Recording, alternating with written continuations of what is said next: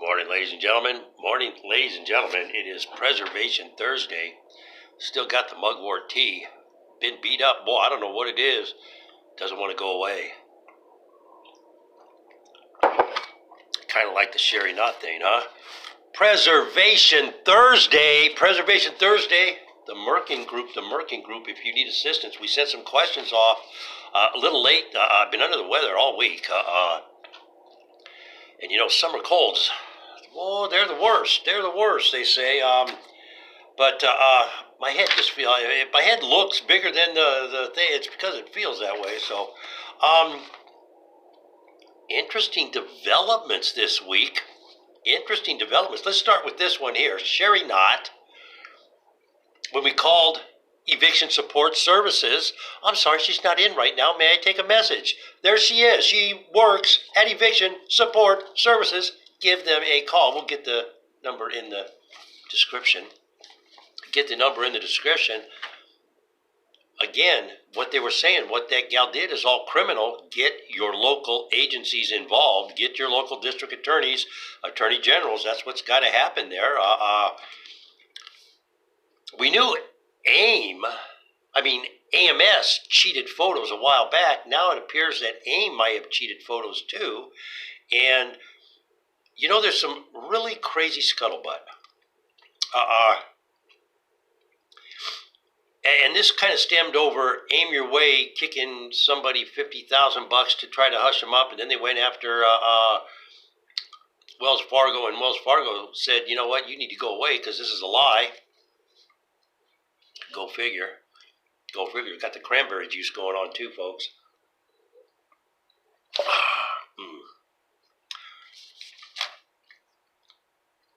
But I'm hearing, and I think this is very encouraging, and I think everybody out there might want to take a look. I'm going to try to pull something up from those folks over on Preservation Talk. Of course, you got a couple guys over there. One of the guys thinks he's industry attorney or something. I don't know, but here's usually how things work. I'm one of those things. This was the structure of our company. We covered 12,000 square miles in the Lake Tahoe, Reno, Carson City, Gardnerville, Yerington area of Nevada. We were in 5 different counties. We had our state LLC license, and we were licensed to go all over the state. We were properly insured, etc. I had field supervisors, and then under each field supervisor, there might have been 1 or 2 full-time employees, but then there were like 7 or 8 on-call employees. I had 5 field supervisors, including myself. Those 5 field supervisors, plus 2 other people, did our inspections and ran the QC, our QC program. Fannie Mae signed off on the QC program where our quality control procedure was. You send me the work order, I go out, I take a look at it, we get all the pictures, we record everything, we do a property condition report, we submit that to you, and then tomorrow I call you up and we discuss numbers on that. You issue a work order, a final work order, we go take care of business. If we should find something in the middle somewhere, it happens. It happens. We always leave it open. But we never cheated our clients. That was a very fair process. It's fair because everybody's on the same page on day 2. Everybody's on the same page on day 2. So when day 30 comes, it's time for you to pay me. There's no arguing. There's no, you didn't give me this photo, that you didn't do this, you didn't do that. All that's out of the way. Industry scuttlebutt right now, and people are panicking because, oh yeah, we'll all go to part-time work. Well,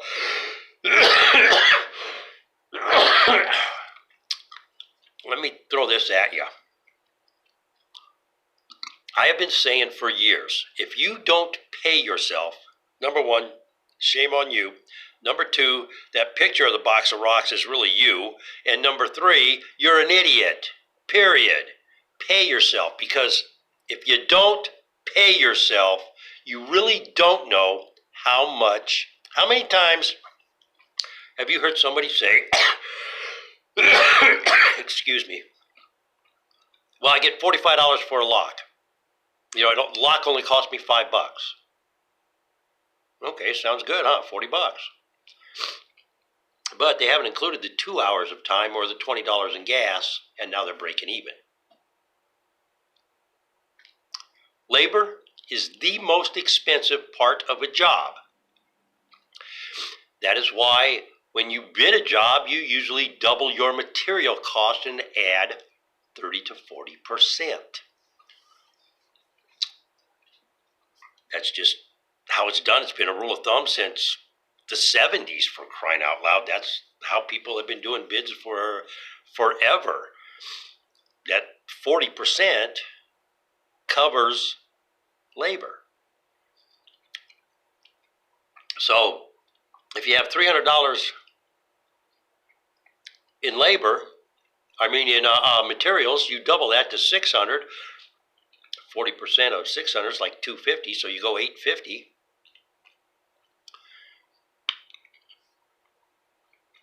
There's margin for the company.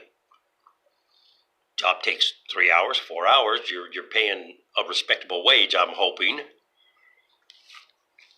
Please keep in mind, when I crunch numbers, because I've always been involved in skilled trades, such as glazing, a window guy, a glass guy, usually the labor in those fields, even non-union, is $20, $25, $15 if you're a rookie coming in the door and don't know anything. I don't think I've been paid less than $45 an hour for glass work since I broke in the industry. Well, once I broke in the industry and developed my skills in the industry, you make money. That's how things are. I guess everybody nowadays just wants to go make money. They just expect everything to be granted to them or whatever. I don't know. But I bring this up because there's a lot of scuttlebutt that perhaps, and this creates a real serious dichotomy for Mr. Miller and the National Association of Management for Stealing, because there's a lot of scuttlebutt about the banks, the mortgage lenders, the mortgage companies wanting to get rid of the order mail process, go straight vendor direct. That is how we got in the industry. We were working with Fannie Mae. Never a problem. Then all of a sudden, people started telling me, oh, well, this is what we're going to pay. No, you're not. You're going to pay me what I need to get paid on this job. You're not paying me what you want to pay me. All hell broke loose. Keep it in mind. Are you in a position to cover territory? Are you really a structured business? Do you have a payroll department, accounting, and all that kind of good stuff? Or are you a mom and pop shop that flies by the seat of your pants and doesn't keep records? Because that's about 80% of what goes on in property preservation. In other news, we have Sherry Knott at Eviction Support Services.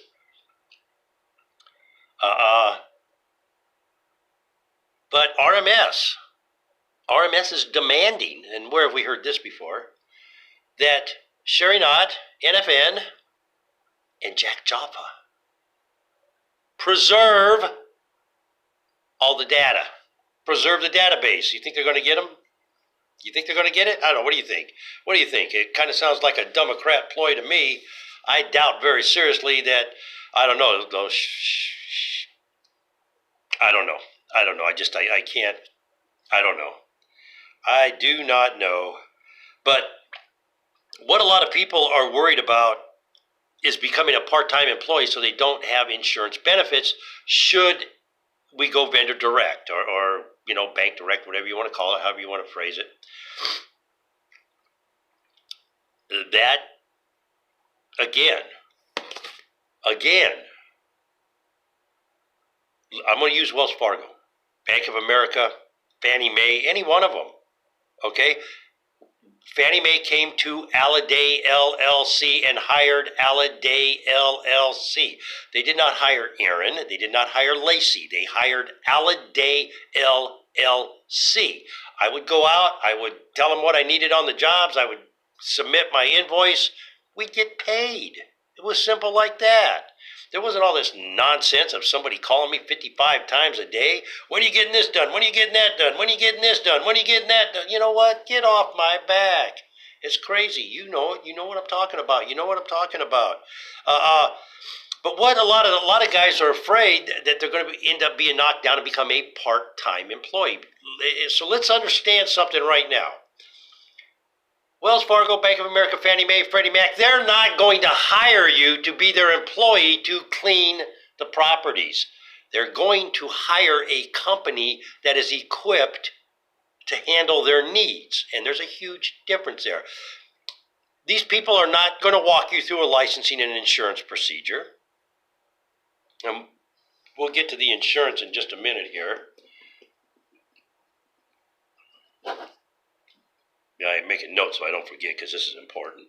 But they're not going to do how you've been recruited. That's not going to happen.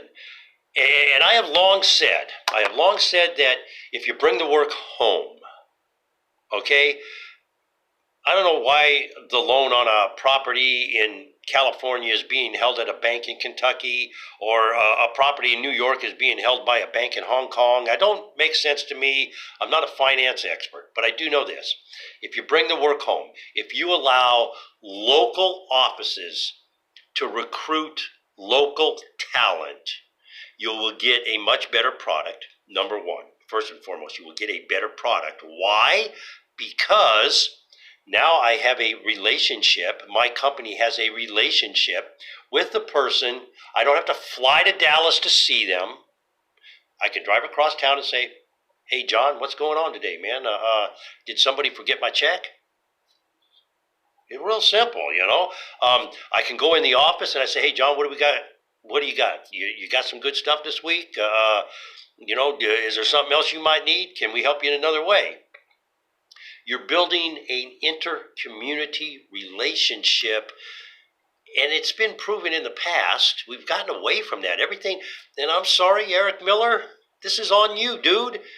Ever since he took over at the executive directorship of National Association, and I'll be kind, of Mortgage Field Services, he has led them astray. He has allowed the industry to be pyramided, parlayed, and whatever you want to call it, whatever phrase you want to call it, to where it looks like money laundering and really criminal activity is actually going on. Because there's just no reason for a company in Dallas to send a bid to Atlanta to get a job in Nevada. They don't have anybody in Nevada to do it. They got to find somebody to do it. There's no way to QC that. There's no way to have control that is needed to properly complete services. Hence, AMS able to fudge photographs for 2 years and cheat HUD at the taxpayer's expense. Hence, AIM able to do the same. Hence, every single one of them saying, oh, well, you forgot a picture. The client is pulling the money. The client back charged us. I never received ever a back charge. Well, I take that back, but it cost a lot more money than it was worth in the end to the person who back charged us, because it was a bogus back charge. We got back charged $150. I said, this is not a road you want to go down with me because the realtor signed off on it. Oh, yeah, but you said you are refusing to go back to the property. Yes, but the realtor cleaned it up and made it right. They still wanted to back charge me, so they back charged me the $150, a lousy chicken crap $150. When I go down, I present all the evidence to the court leans a property, bam, that fast. Fine them $1,000, and oh, by the way, I had the check in the mail the next day. Somebody was knocking on the door with it. Lien a property. One of the things that I am hearing, and I actually talked to a Wells Fargo employee, excuse me, and this is very encouraging because this means people are starting to act like a business. Wells Fargo is saying there are so many liens against our properties now, it is unbelievable. We don't want to deal with, we got to get the order mill situation under control and out of the way. And as I said, this creates a crazy dichotomy for Eric Miller because Wells Fargo is a member of the National Association of Management for stealing. That's what you turned it into, Mr. Miller. You turned it into a stealing organization instead of a respectable organization. Under your watch, it has become a sham and a scam. And we won't even do business with anybody that has the NAMFS logo on their website. Speaking of websites, Southern Comfort LLC, they're on the watch list. Why? Where's their website? How are they recruiting without a website? Everything's third party now, and that ought to be a big red flag. If you can't submit all your information to one place to get paid, if you have to have somebody processing, if you have to have, and this whole processing thing, again, that's another crock of crap. You have all these people on the back end processing your work so you get paid. And if people don't see what's wrong with that picture, I don't know. I do not know. I do not know. I do not know. Insurance. Is Brunswick and York, Jersey guilty of kickbacks? Courts are thinking so because they're in court over it. What have I said for a long time? What have I said for a long time? I've been telling you. Oh, mugwort is, even with some spearmint, take that bite off, that hurts. I've been saying for a long time. See, when we got hired by Fannie Mae, Alliday LLC, let me make that clear. When Alliday LLC was hired by Fannie Mae, we were properly licensed, and oh, by the way, we had insurance. Our insurance writer, our insurance company wrote our policy. And as things changed, we would sit down with our insurance agent and he would adjust the policy. Now you're forced to go to York, Jersey, or Brunswick. You don't have a choice but to go to York, Jersey, or Brunswick. And now York, Jersey is saying, hey, you had something happen, so we can't insure you anymore. However, we'll give you a reference because you're such a good client. We're going to give you a reference. That's fraud, ladies and gentlemen. That's a scam. Kickbacks. Are they guilty of it? Courts are thinking so because they're looking at it. I got to get out of here, folks. I'm not well. I got to go back and lay down and try to sleep it off, whatever. I don't know. If you got a home remedy, I'm open to them because Obamacare sure don't work. If you like what you hear, folks. Oh, I did get, hang on. I got the questions out to Curtis. I'm running a little late this week, but we did get some questions out. These are some of the questions you can look forward to. Can you demand payment within legal parameters without using a collection service? Oh, you didn't think about that one, did you? You can write a demand for payment letter. You can write 2 or 3 of them. Sooner or later, and this is just my opinion, I'm sure he might, Curtis and them might want a little tighter constraints, but sooner or later, if you have a problem collecting from somebody, you can make a couple demands. This goes into your records. It goes into your documentation so your time doesn't get beat up. Remember, everything runs on time. There's statute of limitations, but you write your letters. We'll see how Curtis responds to this. But you can do that and get a process going before you enlist other people. Who knows? Maybe it costs you a stamp with the formal letter, and a stamp to get paid versus having to use a collection agency. That's not a bad thing. How long should one allow a debtor to extend credit? This is very important. How long you allow that credit to be and let's make no mistake, if they owe you money, you're extending them credit. Banks don't do that for free, do they? Just food for thought. Once one has exhausted avenues, what can they expect when they ask a professional agency for assistance? In other words, what's the process? What happens now once you go, and we'll use the Merkin Group since they're the ones kind enough to provide this information. Once you go to the Merkin Group, what can you expect? That's basically the thing there. Once a decision is made by the courts, because usually you end up in court over money. Seventh Amendment, if there's a $20 dispute, you go to court. It's just that simple. That's what the courts are for. Courts weren't really designed. I mean, truth be told, ladies and gentlemen, there is more civil court cases in the country. I think it's like a 3-to-1 ratio versus criminal courts. There is more civil action go on in court than there is criminal action. We just hear about the criminal stuff because it can be sensationalized and stuff. But how long do you have to wait to get paid once the court makes a decision? I'm sure that answer can go sideways 9 different ways, depending on circumstances. But let's see what the Merkin Group says. If you got a question for them, don't hesitate. I talked to a guy the other day. He called them up. He went online. He filled them out. He's going to get some action. Hopefully, they'll be able to help him out with his situation. And like I said, Southern Comfort, watch them. They're not good. They're not good. Wait a minute. That's right. We got, let me see here. What's this guy's name? David Hauser. He's on Ripoff Report. He is everywhere on the planet. Everywhere on the planet. Watch him too, David Hauser. Business 101. Before I get out of here, ladies and gentlemen.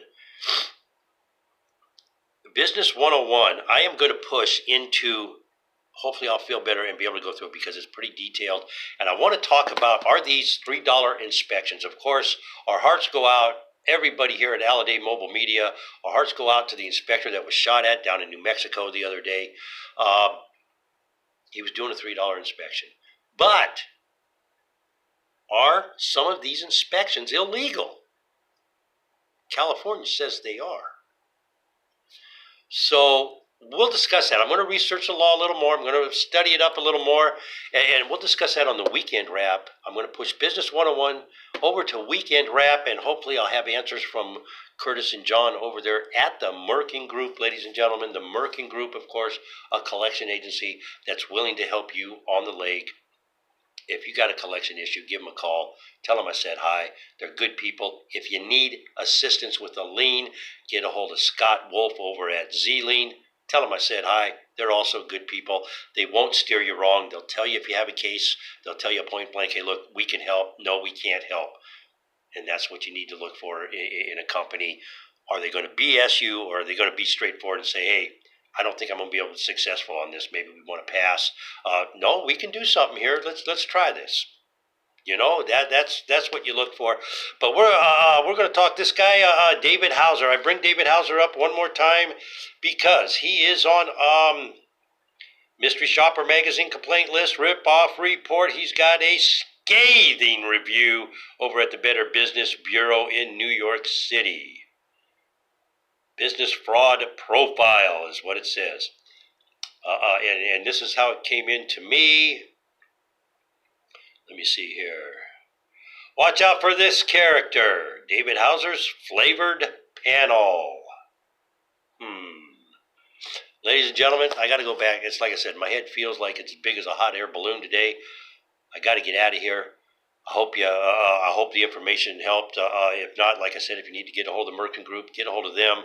Weekend Wrap will have Business 101, and hopefully I'll have the questions back from Curtis and John, and we'll talk about the California law taking photographs. If you like what you hear, give us a thumbs up. Subscribe to the station, folks. That's how it works. If you can help keep the lights on, hey, hit the website, throw a couple bucks at us. Greatly, greatly appreciated. As always, ladies and gentlemen, let's have a great day. Let's all be safe out there.